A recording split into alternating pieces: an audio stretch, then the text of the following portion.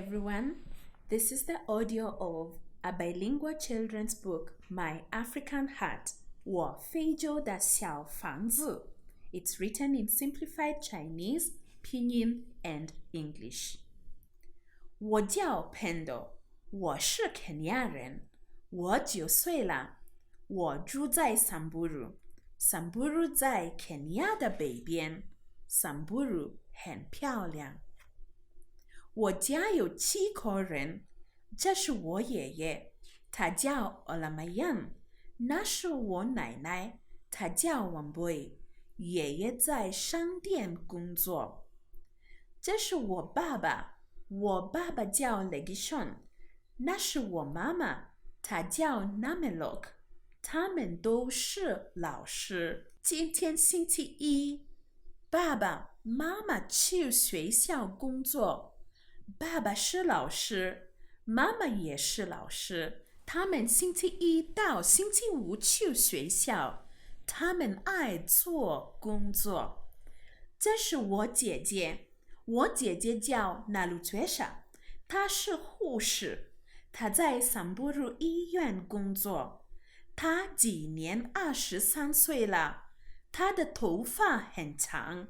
我姐姐很漂亮，那是我哥哥，哥哥叫 Quinet， 他在银行工作，他每天去银行工作，他今年21岁了，我哥哥个子很高。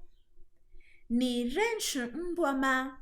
这是姆博，姆博是我哥哥的狗，姆博喜欢吃鱼。哥哥每天去商店买鱼，哥哥很爱姆博，姆博每天很高兴。这是我奶奶，她每天在家做饭。奶奶喜欢吃米饭和蔬菜，奶奶的菜很好吃。那是帕卡，帕卡住在我们家，帕卡是我奶奶的猫，帕卡很喜欢喝牛奶。帕卡也喜欢吃鸟，我们家外面有很多鸟，我奶奶很爱帕卡。这是我们的房子，我们的房子不大也不小，我家人都住在这儿，我们都喜欢这个房子。现在是晚上9点，我家人都在房子里，我们都要睡觉。明天是星期六，大家都很高兴，我们都去公园玩，大家晚安。And that's it for the story. Please answer the questions that follow in the textbook.